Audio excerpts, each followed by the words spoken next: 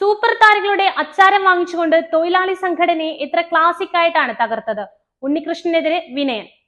Super താരങ്ങളുടെ അച്ചാരം വാങ്ങിച്ചുകൊണ്ട് ഒരു തൊഴിലാളി സംഘടനയെ ബി ഉണ്ണികൃഷ്ണൻ തകർത്തുവെന്ന് സംവിധായകൻ വിനയൻ.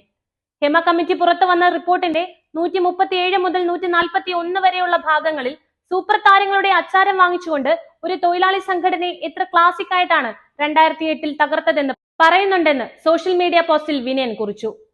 ബി ഉണ്ണികൃഷ്ണൻ സിനിമാ നയ രൂപീകരണ കമ്മിറ്റിയിൽ നിന്ന് ഒഴിവാകുന്നു എന്ന വാർത്ത കണ്ടു. ഒഴിവായതല്ല, ഓടി രക്ഷപ്പെട്ടതാണെന്നാണ് എന്റെ പക്ഷം. സുപ്രീം കോടതിയും കോമ്പറ്റീഷൻ കമ്മീഷൻ ഓഫ് ഇന്ത്യയും സിനിമയിൽ തൊഴിൽ നിഷേധവും അന്യായ വിലക്കും നടത്തിയെന്ന കുറ്റത്തിന് ശിക്ഷ വിധിക്കുകയും അത് നടപ്പാക്കിയതോടെ കുറ്റവാളിയാക്കുകയും ചെയ്ത ഒരാൾ അതേ സിനിമാ വ്യവസായത്തിന്റെ നയം രൂപീകരിക്കാനുള്ള കമ്മിറ്റിയിൽ കയറിയിരിക്കുന്നു എന്ന് പറഞ്ഞാൽ നീതിബോധമുള്ള ഇന്ത്യയിലെ ഏതെങ്കിലും കോടതി അതിന് സമ്മതിക്കുമോ? ഹൈക്കോടതിയിൽ ഈ കേസ് വന്ന സമയത്ത് തന്നെയുള്ള ഈ പിന്മാറ്റം. ഏതായാലും ഹേമ കമ്മിറ്റിയുടെ പുറത്തു വന്ന റിപ്പോർട്ടിന്റെ 137 മുതൽ 141 വരെയുള്ള ഭാഗങ്ങൾ മലയാള സിനിമയിലെ എല്ലാ പ്രവർത്തകരും ഒന്ന് വായിച്ചിരിക്കണം.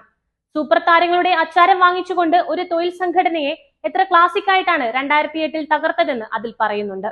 ആ വ്യക്തി തന്നെ ഹേമ കമ്മിറ്റിയുടെ റിപ്പോർട്ടിൽ പ്രകാരം സിനിമ നന്നാക്കാനായി രൂപം കൊടുത്ത കമ്മിറ്റിയിൽ കയറിയിരുന്ന് ഒരു മീറ്റിംഗ് കൂടി എന്ന വിരോധാഭാസത്തെ എതിർക്കേണ്ടത് എന്റെ ബാധ്യതയാണെന്ന് തോന്നിയത് കൊണ്ട് മാത്രമാണ് ഞാൻ ഹൈക്കോടതിയെ സമീപിച്ചത്.